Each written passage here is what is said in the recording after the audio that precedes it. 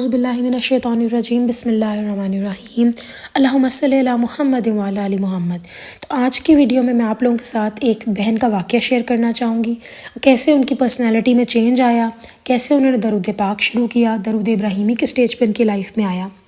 تو واقعہ کچھ یوں شروع ہوتا ہے کہ وہ کہتی ہے میں نے درود پاک چھوٹا والا درود پاک اللہم صلی علی محمد وعلی آل محمد سے شروع کیا تھا، اور اب درود ابراہیمی کے اوپر دل اٹک گیا ہے اور بس وہی پڑھنے کا دل کرتا ہے، جو کبھی کسی ٹائم بہت زیادہ لمبا لگتا تھا، کبھی 45 گھنٹے میں ایک تسبیح ختم ہوتی تھی 100 کی، اب وہ تسبیح 10 منٹ میں ختم ہو جاتی ہے اور یہ درود پاک بہت چھوٹا لگتا ہے زبان پر۔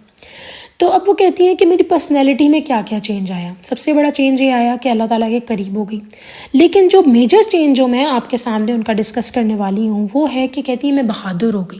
پہلے ایسا ہوتا تھا میں لوگوں سے ڈرتی تھی، مجھے اللہ سے ڈرنا چاہیے تھا لیکن میں لوگوں سے ڈرتی تھی کہ ہائے فلاں بات میں وہ مجھے کیا کہے گا شخص، ہائے اگر اس کو میں نے کہہ دیا تو مجھ سے ناراض ہو گیا۔ پھر کہہ رہی میرے مائنڈ میں یہ کیوں نہیں آتا تھا کہ اگر اس انسان کو میں برا بول دوں گی تو اللہ مجھ سے ناراض ہو جائے گا۔ کہتی ہیں یہ معاملات نہیں آتے تھے دماغ میں، اور کہتی ہیں بہادر میں اس طریقے سے ہوئی کہ وہ جو لوگوں کا خوف ہر وقت ڈر میں رہتا تھا، ہر وقت لوگوں پہ فوکس کرتی رہتی تھی، ان کو چھوڑ کے اللہ تعالیٰ نے میرے فوکس چینج کر دیے۔ کبھی کبھی کہتی ہے میں اتنی ڈر جاتی تھی کہ ہائے اگر فلاں مصیبت آ گئی پھر کیا ہوگا، ہائے اگر وہ والا معاملہ خراب ہو گیا پھر کیا ہوگا۔ کہہ رہی وہ چیزیں بھی میرے ڈر سے نکل گئی۔ میں نے کہا ہاں ٹھیک ہے آ گیا تو پھر اللہ تعالیٰ کی طرف سے آئے گا، بے شک اللہ تعالیٰ کی مرضی کے بغیر کوئی پتہ نہیں ہل سکتا، بے شک اللہ تعالیٰ کی مرضی کے بغیر کوئی تکلیف مجھ پہ نہیں آ سکتی، اور اگر کوئی تکلیف آئے گی اسے اللہ کے علاوہ کوئی دور کرنے والا نہیں، تو اگر تکلیف آئے گی تو مجھے کہاں جانا ہے، مجھے اللہ کے پاس جانا ہے بس۔ اور اگر مشکل ختم ہو جائے گی تو وہ کس نے کی، اللہ نے کی، میرے پر رحم و کرم آیا تو اللہ تعالیٰ نے کیا۔ پھر کہاں جانا ہے، میں نے انسانوں کے پاس نہیں جانا، اللہ تعالیٰ کے پاس جانا، اللہ تعالیٰ کو جا کے کہنا ہے یا اللہ آپ کا شکریہ، آپ نے اس موقع پہ میری مدد کی، کوئی زندگی میں اچھا کام میری ذات کی طرف سے ہو رہا ہے تو مجھے کہاں جانا ہے، مجھے اللہ تعالیٰ کے پاس جانا ہے، اللہ تعالیٰ کا تھینک یو کہنا ہے۔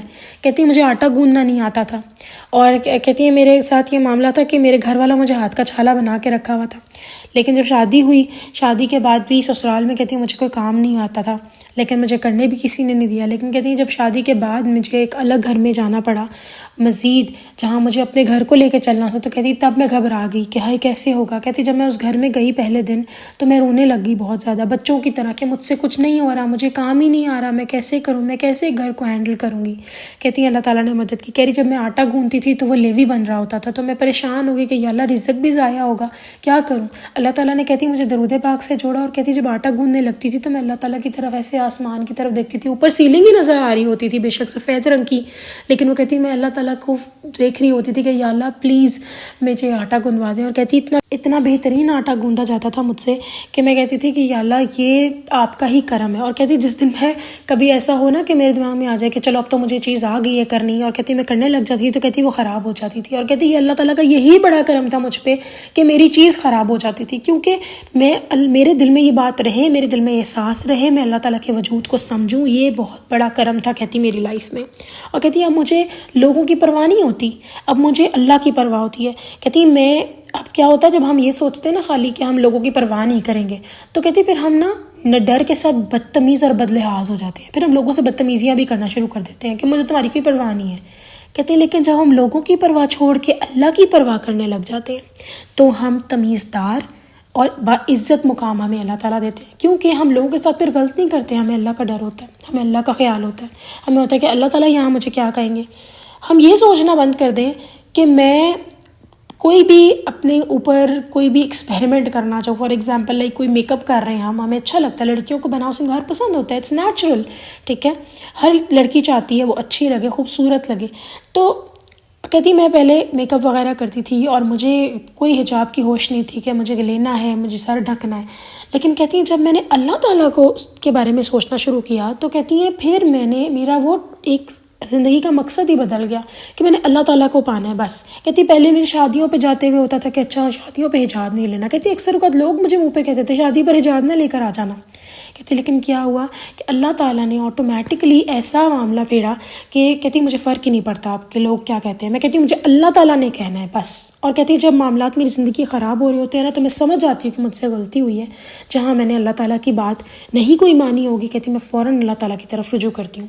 تو کہتی یہ سارا کچھ کچھ درود پاک کی وجہ سے، میرا جو رشتہ اللہ تعالیٰ کے ساتھ اسٹرانگ ہوا ہے، جو اللہ تعالیٰ نے مجھے بہادر لڑکی بنا دی، یہ تھوڑے سے ٹائم میں جو ایک دم میں نے اپنے آپ کو کور کرنا شروع کر دیا، سر میرے معاملات میں اللہ تعالیٰ کے ساتھ اچھے ہو گئے، ایون گھر کے لوگوں کے ساتھ کہتی ہے اور لوگوں کے ساتھ میرے معاملات اچھے ہو گئے.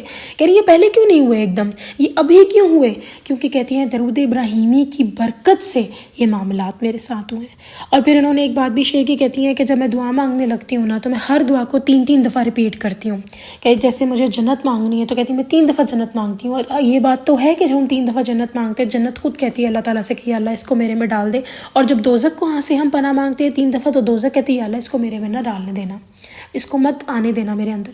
تو یہ بات انڈرسٹینڈ کرنے کی ضرورت ہے کہ جب آپ درود پاک سے جڑ جاتے ہیں، اٹس لائک کہ آپ کی دنیا کے مسئلے بھی حل ہوں گے، آخرت کے مسئلے بھی ہوں گے حل.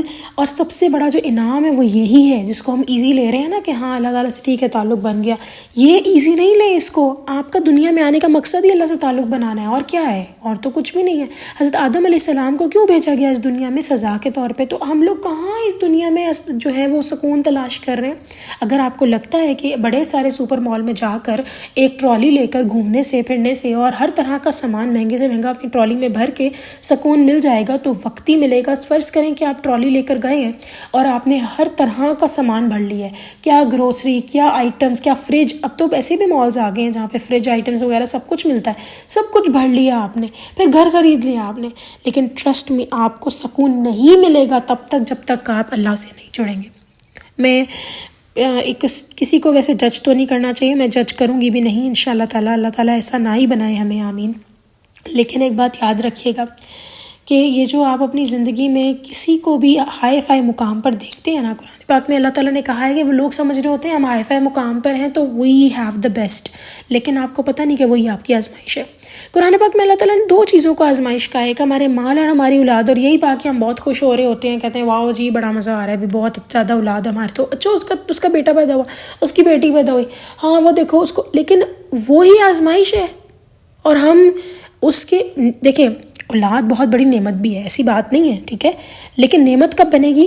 جب آپ اولاد کے بارے میں ہر چیز میں اللہ تعالیٰ کو بیچ میں رکھیں گے، ہر معاملے میں اللہ تعالیٰ کو بیچ میں رکھیں گے. اور اس اولاد کے ساتھ کوئی بھی معاملہ کرتے ہوئے آپ اللہ تعالیٰ کو بیچ میں رکھیں گے. کتنا سمپل سا فارمولہ ہے.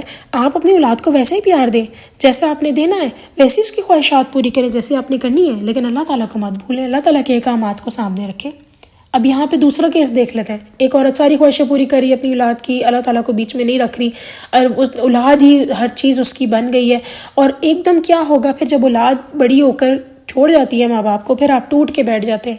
لیکن یہی وہ انسان جو اپنی اولاد کے ساتھ وہ معاملہ رکھے کہ اللہ تعالیٰ کو سب سے پہلے رکھے، اور دیکھیں اللہ تعالیٰ کو پہلے رکھیں گے تو اپنی اولاد کا بھی خیال رکھیں گے نا. یہ تو نہیں اللہ تعالیٰ نے کہا کہ چھوٹا بچہ بلکتا ہوا رو رہا ہے تو اللہ تعالیٰ کہہ رہے ہیں پہلے مجھے دیکھو. ایسا تو اللہ تعالیٰ تو اتنے رحیم و کریم اللہ تعالیٰ کہتے ہیں. یہاں تک کہ ہے کہ نماز میں اگر آپ نماز پڑھ رہی ہیں، بچہ رونے لگے تو نماز توڑنے کا حکم ہے.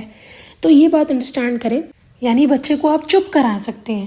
تو یہ بات انڈرسٹینڈ کرنے کا ہمیں کو آس پاس نہیں ہے اور آپ بچے کو چپ کریں. اتنا خوبصورت دین ہے جہاں اللہ تعالیٰ نے پہلے کہا ہے کہ اپنے اولاد کے حقوق پورے کرو، جہاں اللہ تعالیٰ نے کہا ہے کہ پہلے جو انسان حقوق اللہ تو میں معاف کر دوں گا، حقوق العباد نہیں معاف کروں گا، تو حقوق العباد پہلے پورے کرو. تو کتنا خوبصورت دین ہے کہ وہی سارا کچھ آپ نے کرنا جو آپ پہلے کرنا چاہ رہے تھے، لیکن آپ نے اللہ کو بیچ میں رکھ لینا. کسی انسان سے محبت ہے، ٹھیک ہے جی. کچھ عورتیں اپنے خاوندوں کو اپنا سر کا تاج بنا کے رکھ لیتی ہیں، لیکن ایک پھر اللہ کو بھول جاتی ہیں. تو اللہ تعالیٰ نے کہا ہے سر کا تاج بناؤ خاوند کے لیے، کہا گیا ایسی عورت کو خوش بشارت دی گئی ہے جو کہ اپنے خاوند کو ٹوٹ کر چاہتی ہے، اس کے بارے میں بہت انعام و کرام ہے. تو آپ انعام و کرام وہ لیں، بات ایک ہی ہے، لیکن کانسیپٹ چینج کر لیں بس کہ اللہ تعالیٰ کے لیے کر رہی ہوں. تو خاوند کو چاہنا ہے ویسے ہی چاہنا ہے. ایون آپ یقین کریں جب آپ اللہ تعالیٰ کو بیچ میں ایڈ کر لیں گے تو آپ زیادہ خیال کریں گے اور زیادہ خیال کریں گے. تو زندگی کے ہر معاملے میں اللہ تعالیٰ کو بیچ میں ایڈ کریں. لیکن وہ بہن کا جو واقعہ جو شیئر کیا وہ یہی ہے کہ اتنی جلدی سب کیسے ہو گیا؟ یہ درود پاک کی برکت سے ہوا. درود ابراہیمی آپ کو چینج کر کے رکھ دیتی ہے. انشاءاللہ تعالیٰ نیکسٹ ویڈیو میں پھر حاضر ہوں گی. تب تک کے لیے اللہ حافظ، اور دعا کرتی ہوں کہ ہم سب کے اندر یہ چینج آئے. آمین.